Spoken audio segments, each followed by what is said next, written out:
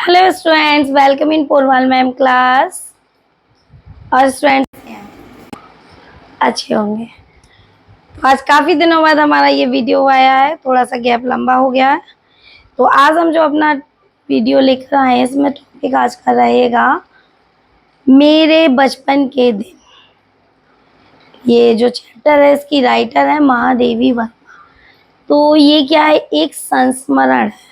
संस्मरण जैसे कि हम अपने पहले चैप्टर में भी बता चुके हैं, यानी कि जो याद मतलब पुरानी बातों को याद कर करके लिखा जाता है। तो मतलब पुरानी यादें जो भी थी उनके बचपन की, इसमें उन्होंने अपने इस बोला जाए इस कहानी में वो लिखा हुआ है इस पार्ट में। तो जो महादेवी वर्मा है इनके बारे में थोड़ा सा बता देते हैं। महादेवी वर्मा जिस खानदान से हैं उस खानदान में 200 वर्ष तक किसी बेटी का जन्म नहीं हुआ था। पहले अगर इनके खानदान में कोई बेटी होती भी थी तो उसे क्या किया जाता था, उसको मार दिया जाता था। पैदा होती उस बेटी को मार दिया जाता था। ऐसे क्या हुआ, इस तरीके से इनके पूरे परिवार में खानदान में 200 साल तक किसी भी बेटी का जन्म नहीं है। पर इनके जो बाबा जी थे उनको बेटियों से बड़ा लगाव था, तो उन्होंने माँ दुर्गा की पूजा की, उनसे बहुत याचनाएं की, उनको खुश करने की कोशिश की, तब जाके ये महादेवी जी का जन्म हुआ। महादेवी जी का जो नाम है ये कोई नाम ऐसा वैसा छोटा मोटा नाम नहीं है, इनके बारे में हम बहुत अच्छे से जानते हैं। इनकी एक स्टोरी है गिल्लू, एक गिलहरी को लेके, कि मतलब इतनी बड़ी लेखिका होते हुए भी एक छोटे से गिलहरी के बच्चे पर इन्होंने कैसे ध्यान दिया था। तो ये सब कहानियाँ और भी हैं। फिलहाल आज इन्होंने जो इनका जो राइट किया हुआ चैप्टर है वो है बचपन, मेरे बचपन के दिन। तो इसमें महादेवी वर्मा ने अपने बचपन के दिनों के बारे में ही बताया। तो हम अपना चैप्टर जैसे कि अपने तक सारे चैप्टर डिवाइड करते हैं पॉइंट्स में, तो इसको भी हमने 7 पॉइंट्स में डिवाइड कर रखा है। तो पहला चैप्टर पॉइंट हमारा जन्म और शिक्षा। तो महादेवी जी वर्मा के जो जन्म और शिक्षा के बारे में हम पढ़ते हैं। इनका है बचपन के दिन। मेरे बचपन के दिन महादेवी वर्मा द्वारा राइट किया हुआ एक संस्मरण है। संस्मरण हमने बताया ना, जो याद करके लिखी जाती हैं। इसमें उन्होंने अपने बचपन की कुछ यादें प्रस्तुत की हैं। जैसे कि देखिए, महादेवी वर्मा के खानदान में लड़कियों का जन्म नहीं होता था, अतः लगभग 200 वर्ष तक महादेवी की वर्मा के परिवार में किसी भी बेटी का जन्म नहीं हुआ। अगर इत्तेफाक से हो भी जाता था तो उसको जन्म होते ही मार दिया जाता था। महादेवी को इनके जो पिता थे उनको बेटियों से बड़ा लगाव था, जिससे उन्होंने बेटी को मतलब अपने खानदान में जन्म चाहते थे कि उनके खानदान में एक बेटी का जन्म हो। इसके लिए उन्होंने माँ दुर्गा की काफ़ी पूजा याचना की। अतः महादेवी वर्मा को बचपन में कभी भी, जब इनका जन्म हो गया तो उसके बाद इन्हें बचपन में कभी भी किसी भी परेशानी का सामना नहीं करना पड़ा। इन्होंने उर्दू, फारसी, अंग्रेजी, संस्कृत पढ़ने की मतलब शिक्षा इन्हें दी गई है। इनकी माता ने इन्हें हिंदी पढ़ने के लिए प्रेरित किया। मतलब इन्हें संस्कृत, उर्दू, फारसी, अंग्रेजी का तो ज्ञान था ही, पर जो इनकी माँ थी वो इन्हें हिंदी के लिए ज़्यादा प्रेरित करती थी।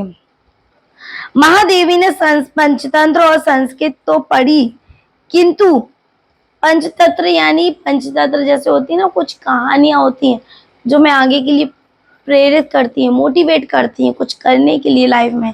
तो इस टाइप की इन्होंने बहुत सी कहानियाँ पढ़ी या सुनी, दोनों माँ के द्वारा, मतलब माँ ने पढ़ पढ़ कर वो कहानियाँ सुनाती थी।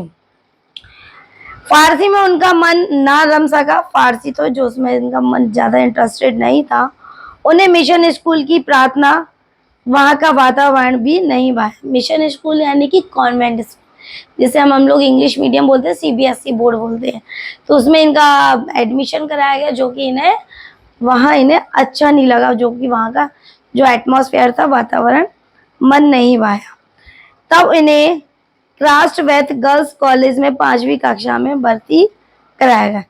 तब इन्हें एक गर्ल्स कॉलेज, क्रिश्चियन के गर्ल्स कॉलेज में एडमिशन कराया गया। यहाँ हिंदू और ईसाई दोनों जातियों की लड़कियां थी। यहाँ पर कैसी थी, हिंदू और क्रिश्चियन जाति की, ईसाई जाति की दोनों प्रजाति की लड़कियां थीं। भोजन में प्याज तक का प्रयोग नहीं होता था। मतलब ईसाई धर्म के होते हुए भी यहाँ पर किसका प्रयोग नहीं होता था? प्याज का। तो सेकंड पॉइंट हमारा सुभद्रा कुमारी से मित्रता। तो अब ये कहाँ पर आ गई हैं? एक हॉस्टल में आ गई, एडमिशन हो गया, तो ये वहीं रहती थी। तो वहाँ पर जब वो पढ़ रही थी तो साथ साथ वहाँ पे उन्हें रहना है तो खाना भी वहीं पड़ेगा। तो रहते रहते जब हम कहीं पर रहते तो किसी ना किसी के संग मित्रता हो ही जाती। तो वहीं पर इनकी किससे भेंट हुई? सुभद्रा कुमारी जी से। छात्रावास के हर कमरे में 4 छात्राएं रहती थी। मतलब हॉस्टल का जो रूम था, हर रूम में कितनी गर्ल्स थी? 4 गर्ल्स रहती थी।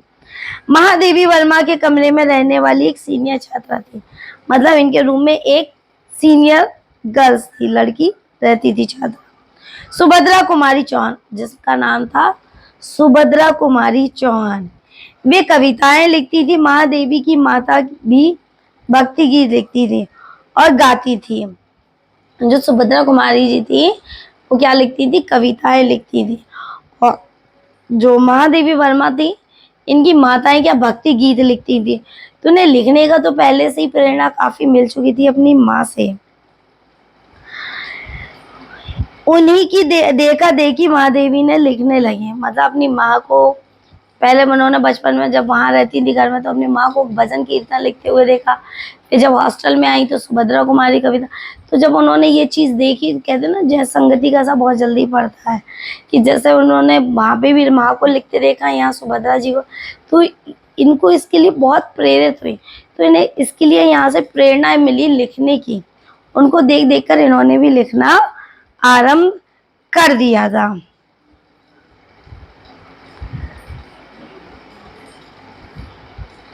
इधर सुभद्रा कुमारी हिंदी खड़ी बोली में लिखती थी। सुभद्रा जी की जो कविताओं की जो बोली थी वो थी खड़ी बोली। एक दिन सुभद्रा कुमारी चौहान को पता चलता है कि महादेवी भी छिप छिप कर लिखती हैं। उन्होंने महादेवी की कापी ढूंढकर उनकी कविताएं खोजी और सारे हॉस्टल में बता दिया कि महादेवी लिखा करती हैं। मतलब जो सुभद्रा कुमारी थी, इनके रूममेट थी, तो जब उनको ये चीज़ मालूम हुई कि महादेवी है, महादेवी वर्मा, कि ये भी कुछ कविताएं लिखना शुरू कर दिया, तो उन्होंने क्या किया? उनकी नोटबुक सर्च की, वहाँ से ढूंढी और पूरे हॉस्टल में इसकी खबर फैला दी कि महादेवी वर्मा लिखती हैं। तब से दोनों में मित्रता हो गई। खेल कूद के समय में वे दोनों बैठकर तुकबंदी किया करती। मतलब जब और लड़कियां खेला करती थी तभी ये दोनों बैठकर तुकबंदी किया करती थी। सौभाग्य से वह तुकबंदी स्त्री दर्पण नामक पत्रिका में भी छप जाती थी। और जब ये तुकबंदी किया करती थी तो इत्तेफाक से वो कोई और सुन लिया करता था, और वो किसमें? एक स्त्री दर्पण नामक जो उस समय पत्रिका चल रही थी उसमें वो छप जाती थी।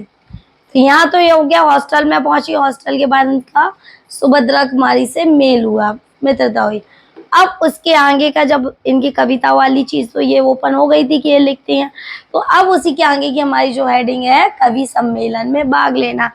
अब जब कोई चीज़ पता लगती है, हम कोई काम करते हैं तो उसमें अब हमें आगे प्रोग्रेस करनी है, उतने में तो कोई रहता नहीं है, तो आगे तरक्की करनी है, उस चीज़ में आगे बढ़ना है, तो और जो अपना परिश्रम है बढ़ाना पड़ता है, उस और आगे बढ़ना पड़ता है।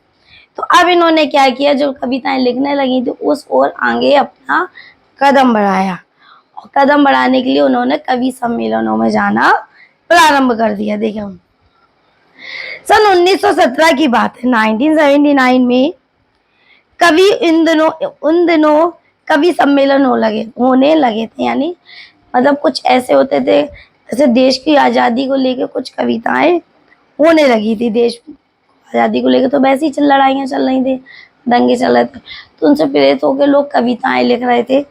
तो कवि सम्मेलन शुरू हो चुके थे उन दिनों तक।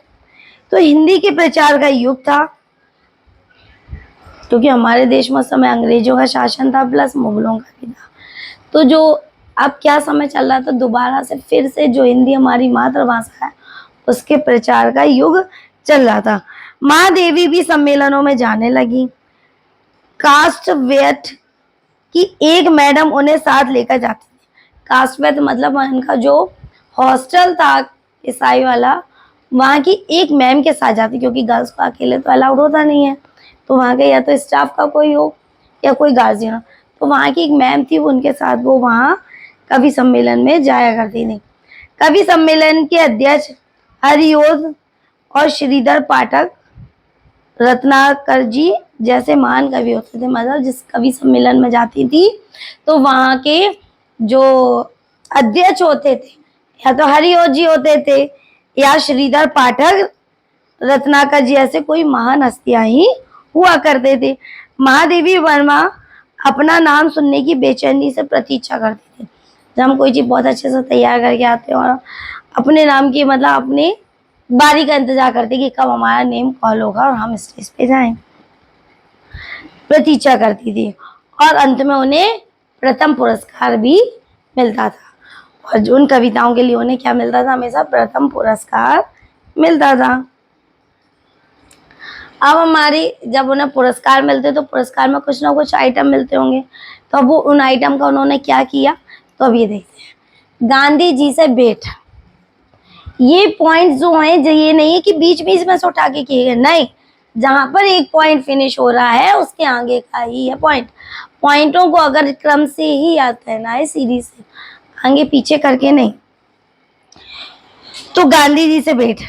एक कवि सम्मेलन में गांधी जी वो महादेवी जी को चांदी का नक्काशीदार क्या मिला, एक कटोरा मिला था। जैसे कि उन्हें पुरस्कार मिलता था, तो एक जगह उन्हें कवि सम्मेलन पुरस्कार के रूप में क्या मिला, नक्काशीदार चांदी का कटोरा मिला। उन्हीं दिनों गांधी जी आनंद भवन आए हुए थे। आनंद भवन स्वतंत्रता संग्राम का केंद्र बन, मतलब वो ऐसा ही एक जगह बनी हुई थी आनंद भवन, जहाँ पर स्वतंत्रता संग्राम को लेके जो भी रणनीति होती थी वहीं वो तय की जाती थी। तो महादेवी वर्मा तथा अन्य छात्राएं रोज अपने जेब खर्च से कुछ पैसे बचाती थी और एकत्र करके देश हित में अर्पित किया करती थी। मतलब जो उन्हें घर से कुछ पैसे भेजे जाते थे तो उसको वो बचा लेती थी और देश हित के लिए अर्पित करती थी, कंट्रीब्यूशन उसमें देना चाहती थी। महादेवी ने अब बापू को पुरस्कार में मिला हुआ चांदी का कटोरा दे दिया। मतलब महादेवी को वो भी एक कॉस्टली चीज हुई उस समय, चांदी का नक्काशीदार। तो महादेवी वर्मा को जो पुरस्कार के रूप में चांदी का कटोरा मिला था, तो उसको वो क्या करती हैं, गांधी जी को देश हित के लिए वो क्या कर देती हैं, भेंट कर देती है। बापू ने कविता तो सुनी नहीं, हाँ वह कटोरा अवश्य रख लिया। गांधी जी ने उनकी कविता नहीं सुनी, क्यों, इतना टाइम कहाँ होता था उनके पास, बिजी थे वो, पर उनका कटोरा जरूर रख लिया। महादेवी उस कटोरे को भेंट करके बड़ी प्रसन्न की, उनका जो इनाम में मिला हुआ जो कटोरा है वो देश के लिए काम में आएगा। अब इसके आगे का छात्रावास का भेदभाव रहित वातावरण। अब यहाँ पे क्या, हॉस्टल का जो एटमॉस्फेयर था उसके बारे में बताया गया है। छात्रावास में जैबुन नाम की एक मराठी कन्या महादेवी वर्मा की साफ, मतलब जो मेड होती थी हॉस्टल की साफ सफाई वाली, तो उसका नाम क्या था, जैबुन। तो जैबुन जो थी वो एक मराठी थी, तो और महादेवी वर्मा वो क्या करती थी, वहां की साफ सफाई किया करती थी। वह हिंदी और मराठी की मिली जुली भाषा में बोलती, मतलब वो दोनों भाषाओं को, मराठी महाराष्ट्र तरफ की थी वो, तो इसलिए उसे मराठी आती थी और हिंदी दोनों भाषाओं को मिलाकर बोला करती थी। वहां एक उस्तानी बेगम भी थी जिसे उसकी मराठी पर ऐतराज था। बेगम तो यानी वो उर्दू बोलती होंगी, मोमडन थी, तो उन्हें उसकी जो मराठी भाषा थी, किसकी थी, जैबुन की, तो उससे क्या था, उन्हें थोड़ा वहां पे ऐतराज था उसकी मराठी भाषा। परंतु जैबुन कहती थी हम मराठी हैं तो मराठी ही बोलेंगे, उससे अपनी जो उसकी मातृभाषा थी उस पर पूरा गर्व था। उन दिनों छात्रावास में सांप्रदायिकता नहीं थी, मतलब उन दिनों जो हॉस्टल था सांप्रदायिकता नहीं थी, मतलब भेदभाव नहीं था कि हम हिंदू है, मुस्लिम है, पंजाबी हैं, सबको समान भाव से वहां पे समानता का माहौल दिया जाता था, समान रूप से रखा जाता था। परंतु उन दिनों छात्रावास में हो गया, अवध में से आई लड़कियां अवधी, जिस प्रकार पंजाब से आई हुई लड़कियां पंजाबी बोलेंगी, और महाराष्ट्र की आई हुई मराठी बोलेगी, और अवध की आई हुई क्या बोलेगी, अवधी बोलेगी, बुंदेलखंड की आई बुंदेली बोलेगी। सब एक ही मेस में खाते थे, एक प्रार्थना करते थे, वहीं कोई विवाद नहीं था। मतलब सब बोलते अपनी अपनी भाषा थे, पर खाना सब साथ खाते थे, सब साथ रहते थे, और प्रार्थना भी जो होती थी वहां पर सब एक ही साथ किया करते थे। तो इस तरीके से जो हॉस्टल का माहौल था वो बहुत अच्छा था, वहां पे किसी भी तरीके का कोई भेदभाव नहीं था। अब हमारा यहाँ पे 6 पॉइंट आ रहा, बेगम साहिबा का किस्सा। तो अब ये बेगम साहिबा कौन है देखते हैं। ये बेगम साहिबा बता दे तो ये उनकी पड़ोसी हुआ करती थी, जिन्हें महादेवी वर्मा चची जान कहकर बुलाती थी। चलिए, जब महादेवी वर्मा विद्यापीठ में आई तब भी बचपन के ये संस्कार उसी तरह बने। मतलब जब वो पढ़कर वापस आ गई तो उनमें उनके संस्कार जो थे वो वापस बने रहे। जिस प्रकार कंपाउंड में महादेवी वर्मा रहती थी, उसी में ज्वारा के पुराने नवाब भी रहते थे। जिस कंपाउंड मतलब जहां वो रहती थी वहां पर एक नवाब भी रहा करते थे, ज्वारा के पुराने। उनकी बेगम आग्रह करती थी कि महादेवी उन्हें ताई कहे। मतलब वो बेगम चाहती थी कि उन्हें ताई कहे, पर महादेवी वर्मा को माँ, बेगम के बच्चे महादेवी वर्मा की माँ को चची जान कहते थे। जो महादेवी वर्मा थी उनकी माँ को उन बेगम के बच्चे चची जान कहा करते थे। बच्चों के जन्मदिन एक दूसरे की यहाँ मनाया करते थे। राखी पर बेगम साहिबा अपने बच्चों को तब तक पानी भी नहीं देती थी जब तक महादेवी वर्मा उन्हें राखी न बांधे। इसी बात ही मुहर्रम पे उनके लिए वस्त्र भी बनते थे। मतलब यहाँ पे एक चीज क्या दिखाई है कि बेगम जो थी वो मुस्लिम होते हुए भी उनमें, महादेवी वर्मा एक हिंदू परिवार था और एक मुस्लिम परिवार से थी, उनमें इतनी, दोनों के परिवार में इतनी कनेक्टिविटी थी कि जब रक्षाबंधन का त्योहार आता था तो जो बेगम साहिबा थी वो अपने बच्चों को कुछ खाने पीने तक नहीं देती थी जब तक कि उन्हें महादेवी वर्मा राखी ना बांध दे। उसी प्रकार जब मुहर्रम का त्योहार आता था तो जैसे सबके लोगों के लिए कपड़े बनते थे तो महादेवी वर्मा के लिए वो बेगम साहिबा कपड़े बनवाती थी। और बर्थडे तो हमेशा एक दूसरे के घर में सेलिब्रेट किए जाते थे। तो अब हमारा लास्ट पॉइंट है महादेवी वर्मा के भाई का नामकरण। महादेवी वर्मा का छोटा भाई का जन्म हुआ तो बेगम साहिबा ने महादेवी वर्मा के पिता से कहकर नेक लिया। मतलब जब बच्चा जन्म होता है तो नेक लिया जाता है।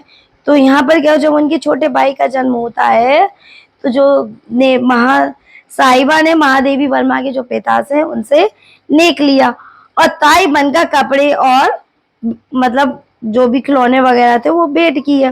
उसका नाम मनमोहन भी बेगम साहिबा ने रखा। मतलब ये देखिए कि वो एक महिला होते हुए, मुस्लिम महिला होते हुए भी उन्होंने उस बच्चे का नाम क्या रखा, मनमोहन। वही मनमोहन वर्मा बाद में जम्मू और गोरखपुर यूनिवर्सिटी के वाइस चांसलर बने। मतलब ये जो जिस प्रकार महादेवी वर्मा का नाम है उसी प्रकार उनके छोटा भाई जो था मनमोहन वर्मा भी आगे जाके भविष्य में जम्मू और गोरखपुर यूनिवर्सिटी के क्या बने, वाइस चांसलर बने।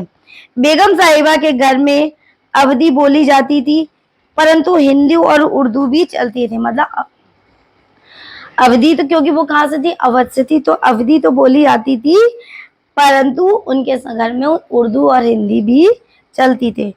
पहले वातावरण में जितनी निकटता थी वह अब सपना हो गई थी। यह सपना सच हो जाता तो भारत कुछ और ही हो गया होता।